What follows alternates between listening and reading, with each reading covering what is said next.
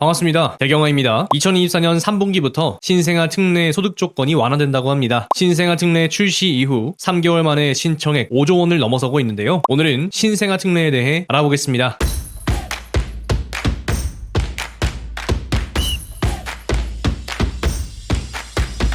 신생아 특례대출이란 신생아 출산 가구의 주거 안정을 위해 특례로 출시된 주택 구입자금, 전세자금 대출, 주택 도시기금 상품입니다. 신생아 특례의 기본 골자는 디딤돌 대출로부터 만들어졌기 때문에 시중금리보다 저렴한 금리로 공급된다는 점이 포인트이고, 소득 기준은 완화되고 대출 한도는 늘어나 정부가 출산율을 높이기 위한 방편 중 하나로 신생아 특례대출을 생각하고 있다는 사실을 확인할 수 있습니다. 물론 신생아 특례대출이 출산율에 막대한 영향을 미치진 못하겠지만 없는 것보다는 낫다 생각합니다. 신생아 특례 대출을 간략하게 요약해보자면, 첫째, 신생아 특례 디딤돌 대출, 구입자금과 신생아 특례 버팀목 대출, 전세자금으로 나뉩니다. 둘째, 구입자금 대출의 금리는 연 1.6에서 3.3%, 전세자금 대출의 금리는 연 1.1%에서 3%입니다. 셋째, 대출 한도는 5억 원이고 소득 기준이 합산소득 1.3억 원에서 2억 원으로 완화될 예정입니다. 이제 하나씩 살펴보도록 하겠습니다. 먼저 신생아 특례 디딤돌 대출부터 살펴보겠습니다. 대출 대상은 대출 접수일 기준 2년 내에 출산한 무주택 세대주 및 1주택 세대주 대환대출에 해당하는 경우입니다. 2023년 1월 1일 이후 출생아부터 적용됩니다. 신생아 특례대출이 2024년 1월 29일부터 출시가 되었으니 이 상품이 있다는 것을 알고 난 뒤에 아이를 계획하면 이 아이가 세상에 나왔을 때 2024년 10월 말이 됩니다. 상품과 대출 실행에 시차가 존재하는 것이죠. 그래서 2023년 1월 1일 이후부터 출산한 아이들에게 적용이 되었고, 운 좋게 2023년 출생아를 기르고 있는 부모님들이 3개월간 5조 원이라고 하는 막대한 금액을 신생아 구입자금 대출로 적극 활용하고 있습니다. 이외에 챙겨야 할 조건은 아래와 같습니다. 주택을 취득하기 위해서 주택 매매 계약을 체결해야 하고요. 대출 접수일 현재 민법상 성년인 세대주여야 합니다. 세대주를 포함한 세대원 전원이 무주택이어야 하고요. 대출 신청인과 배우자의 연간 합산 총소득이 1.3억 원 이하여야 합니다. 또 합산 순자산가액이 4분위 전체 가구 평균값 이하인 4억 6,900만 원 이하여야 하고요. 이것은 2024년 기준입니다. 마지막으로 일정 점수 이상의 신용도가 필요하겠습니다. 여기서 중요한 조건은 세대주를 포함한 세대원 전원이 무주택이어야 한다는 겁니다. 이때 분양권과 조합원 입주권도 주택 보유로 간주합니다. 소득 조건과 자산 조건 역시 중요한데요. 소득 조건의 경우에는 3분기 중에 현재 1억 3천만 원에서 2억 원 이하로 상향된다고 합니다. 대출 조건이 완화되는 것이죠. 2024년 현재 4인 가구 기준 중위소득은 월 572만 9,913원입니다. 연 6,876만원 수준입니다. 중위소득을 기준으로 한다면 신생아 특례의 연소득 조건은 현재도 크게 제한이 없어 보이긴 합니다만, 아무래도 저출산 시대이고 경제력이 있는 사람들이 아이를 낳는 경우가 더 많은 것처럼 보이는 현 상황에서 아이 한 명 있는 세대에서 한 명 더 계획하는 것이나 소득이 충분한 세대에서 한 명 낳기를 바라는 느낌입니다. 국내 500대 대기업 직원의 평균 연봉이 2023년 기준으로 8,713만원이라고 하니 대기업 부부면 1억 7,426만원이네요. 그래서 2억 원 정도 되면 대기업 맞벌이 부부도 충분히 신생아 특례를 이용할 수 있겠죠. 그만큼 저출산 문제가 현실로 와닿아 있다고 하겠습니다. 1분기 출산율이 0.76명으로 역대 최저를 경신했습니다. 통상 1분기 출산율이 가장 높은 점으로 미루어 보아 올해 0.6명대 진입할 가능성도 엿보입니다. 아이를 낳기 싫은 나라, 아이를 키울 수 없는 나라 대한민국이 된 것 같습니다. 그러니 신생아 특례 대출은 출산율 붕괴를 최대한 저지해야 하는 정책의 일환인 셈입니다. 신생아 특례 구입자금 대출 신청 시기는 다음과 같습니다. 소유권 이전 등기 전에 신청해야 하고요. 소유권 이전 등기를 한 경우 이전 등기 접수일로부터 3개월 이내까지 신청할 수 있습니다. 대환대출의 경우 대출 신청 시기에 제한이 없습니다. 대상주택은 다음과 같습니다. 전용 8호제곱미터 이하여야 하고요. 읍면지역에서는 100제곱미터 이하여야 합니다. 또 중요한 사항이 담보주택 평가액은 9억 원 이하여야 한다는 점입니다. 이 9억 원 제한은 2023년에 특례보금자리론에서 차용한 것입니다. 전용 84의 9억 원 아파트, 이 정도 절대적인 금액이면 입지는 꽤나 받쳐줄 것 같습니다. 대출 한도는 다음과 같습니다. 최고 5억 원 이내, LTV 70%, 생애 최초 80% 이내입니다. DTI는 60% 이내고요. 또 중요한 점이 방공제가 있습니다. 이 5억 원 대출도 2023년에 특례보금자리론에서 차용한 것입니다. 신생아 특례의 베이스가 디딤돌 대출이기 때문에 방공제가 따라오는 모습을 볼 수 있습니다. 방공제, 즉 최우선 변제 금액, 소액 임차보증금 모두 같은 말인데요. 다음과 같습니다. 서울 5천만 원, 대구 2,300만 원 되겠네요. 방공제 금액까지 대출을 받으려면 일반 구입자금 보증이나 생애 최초 특례 특례 구입자금 보증에 가입하면 되겠습니다. 이 보증료 얼마일지 궁금하실 것 같은데요. 보증료율은 연에 0.05에서 0.2% 범위고요. 바꿔서 환산해보면 최대 5억 원 대출 기준이면 0.2%를 잡았을 때 100만 원 정도의 보증료가 발생한다고 보시면 되겠습니다. 조건이 된다면 100만 원을 내서 자금 보증을 받고 반공제까지 대출을 일으키시는 것이 좋겠습니다. 100만 원 내고 2,300만 원, 5천만 원 확보할 수 있으면 그게 더 유리한 거죠. 신생아 특례 구입자금 대출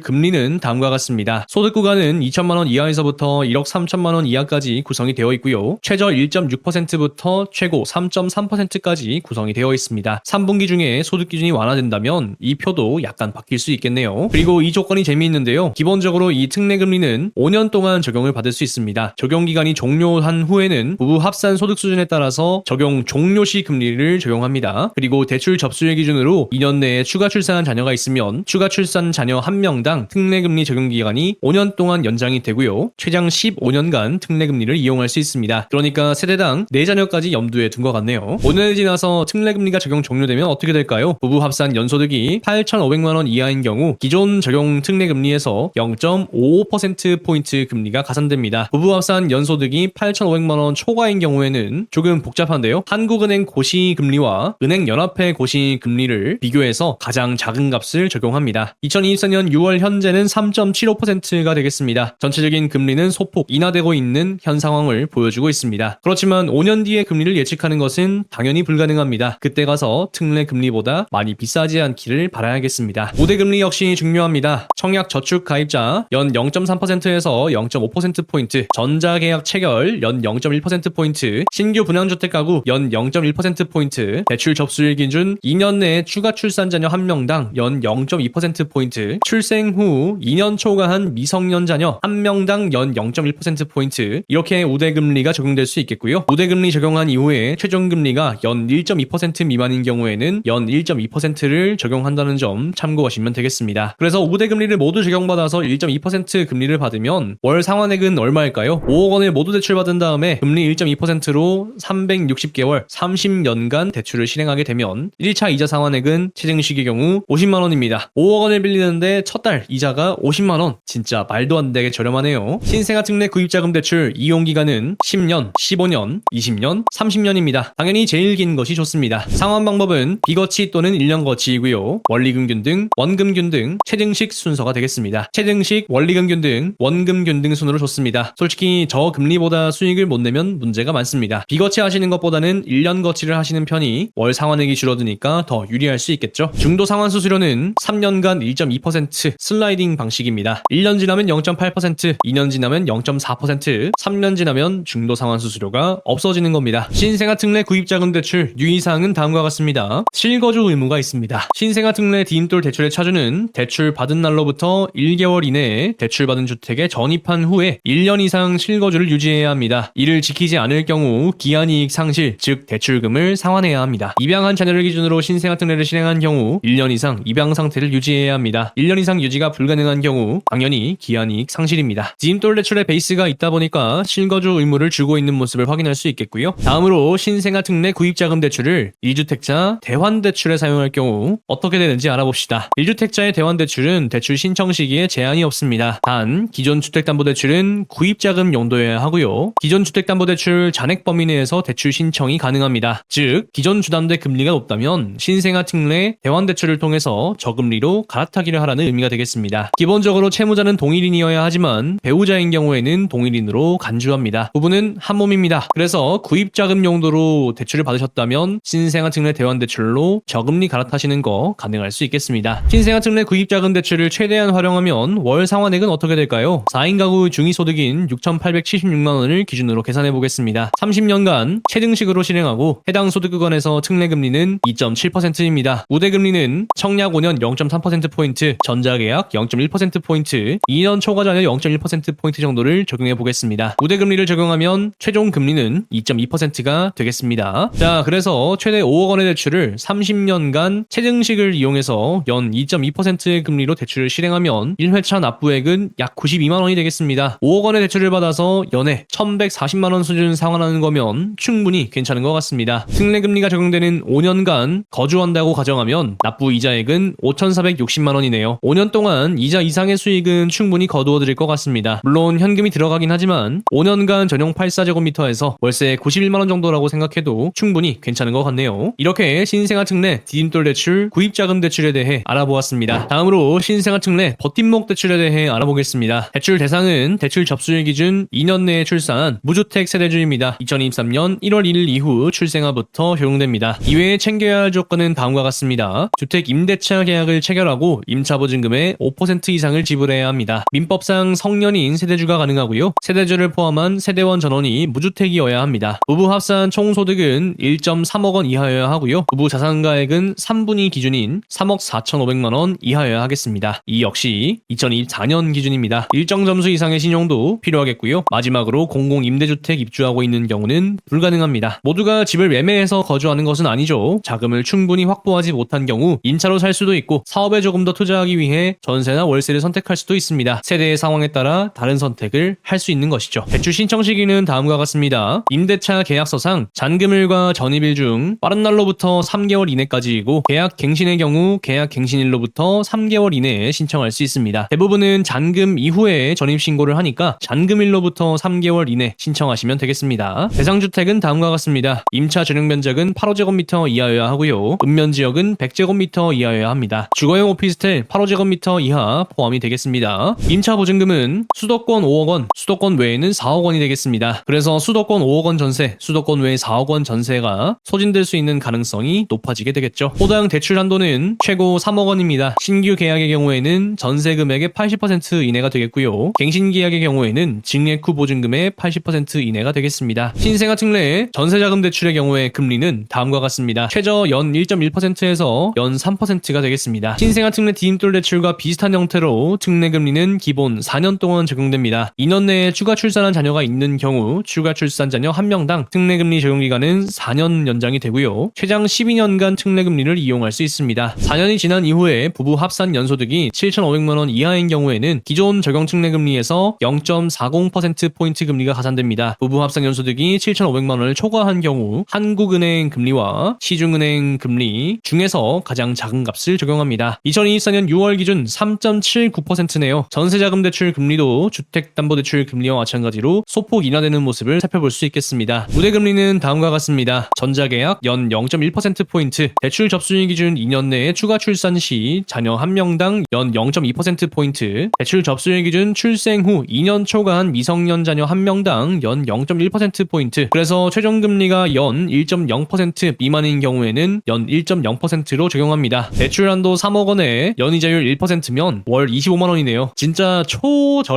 저렴합니다. 신생아 특례 버팀목 대출의 이용 기간은 2년입니다. 5회를 연장해서 최장 12년간 이용할 수 있습니다. 상환 방법은 일시상환 또는 혼합상환이고요. 당연히 일시상환 해야겠죠. 중도상환 수수료는 없습니다. 기타 유의사항으로 대출 취급 후 주택을 취득한 것이 확인될 경우 대출금을 상환해야 합니다. 입양한 자녀를 기준으로 대출을 실행한 경우 1년 이상 입양 상태를 확인합니다. 대출금은 임대인 계좌에 입금하는 것을 원칙으로 합니다. 신생아 특례 전세자금 대출을 최대한 활용하면 월 상환액은 어떻게 될까요? 마찬가지로 4인 가구 중위소득인 6,876만 원을 기준으로 계산해 보겠습니다. 2년 만기 일시 상환으로 실행하고요. 해당 소득 구간에서 특례 금리는 2.3%입니다. 우대 금리는 전자계약 0.1%포인트, 2년 초과 자녀 0.1%포인트 정도를 적용해 보겠습니다. 우대 금리를 적용하면 2.1%가 되겠습니다. 그래서 대출 한도 최대 금액인 3억 원과 연 이자율 2.1%, 만기 일시 상환을 고르게 되었을 때 이자액은 52만 5천 원이 되겠습니다. 3억 원 대출받아서 연 630만 원 수준 상환하는 거면 정말 괜찮은 것 같습니다. 특례 금리가 적용되고 계약갱신 청구권까지 4년 동안 산다라고 가정하면 납부 이자액은 2,520만 원이네요. 4년 동안 이자 이상의 수익이나 시드머니를 모으는 것은 충분히 할 수 있을 것 같습니다. 물론 임차보증금의 20%에 해당하는 현금이 들어가긴 하지만 4년간 전용 84제곱미터에서 월세 53만 원 정도라고 생각해도 충분히 괜찮은 것 같네요. 이렇게 신생아 특례 대출, 주택 구입자금 대출인 디딤돌 대출과 주택 전세자금 대출인 버팀목 대출에 대해 알아보았습니다. 지난주 한국경제 기사와 한국부동산원의 매매 통계에 따르면 저금리 특례 대출을 활용해 주택 매수에 나서는 30대가 늘어나고 있습니다. 1분기에 아파트 매입 비중은 26.1%로 모든 연령대 중 가장 높으며 대구에서도 30대 매수 비중이 가장 높습니다. 서울 강북 지역의 경우에는 9억 원 이하의 매수가 크게 늘어났습니다. 정책자금 대출을 활용할 수 있는 신생아 특례 효과라고 할 수 있겠습니다. 석 달 만에 5조 원을 돌파한 신생아 특례 대출은 분명 가령 작년의 특례보금자료에 비해서는 그 힘이 약합니다. 작년 1분기 신청액이 25조 6천억 원 규모였으니까 말입니다. 그럼에도 신생아 특례 조건이 되는 세대는 여전히 매수에 뛰어들고 있으며 초저금리를 활용해 9억 이하 집에 성큼성큼 다가가고 있는 것이 현 상황이라고 하겠습니다. 과거 우리 부모님 시대에는 높은 성장률이 뒷받침되었으나 현 시대를 이끌어가야 하는 주역인 우리는 2011년 이후 연 3% 수준의 저성장 선진국이라는 현실을 마주하고 있습니다. 그렇기에 신생아 특례는 저출산 시대를 살아가고 있는 대한민국에게 앞으로도 계속해서 필요한 대책 중 하나가 아닐까 생각해봅니다. 물론 저성장이 우리가 노력하지 않아야 하는 핑계가 되는 것은 아닙니다. 열심히 사는 것은 기본이죠. 2024년 초 대경화를 통해 주택 구매를 하신 분들 중 상당수가 신생아 특례를 활용하여 매수에 뛰어드셨습니다. 당시 시장 분위기가 그렇게 좋지 못함에도 주택의 절대적인 가격이 저렴하고 초저금리 수준의 대출 상품이 있으니 비교적 쉽게 내 집 마련을 할 수 있었던 것 같습니다. 현재까지 이분들이 위너인 것 같아 뿌듯합니다. 미래의 주택 가격이 어떻게 될지 예측할 수 있는 사람은 아무도 없겠습니다만 5억 원의 주택담보대출을 1%대 금리로 받아서 월 상환을 유지하는 일은 그리 어렵지 않은 것이라고 생각합니다. 현재 무주택에 아이 계획이 있으시다면 디딤돌 대출과 금리 부분 잘 비교해보시고 신생아 특례 적극 활용하시면 좋겠습니다. 시청해주셔서 감사합니다. 배경화는 여러분이 내 집 마련하시는 그날까지 함께하겠습니다. 영상이 도움이 되셨다면 좋아요, 댓글, 구독, 알람 설정 잊지 말고 부탁드립니다. 오늘 하루도 여러분에게 행복과 행운이 가득하시길 진심으로 기원합니다.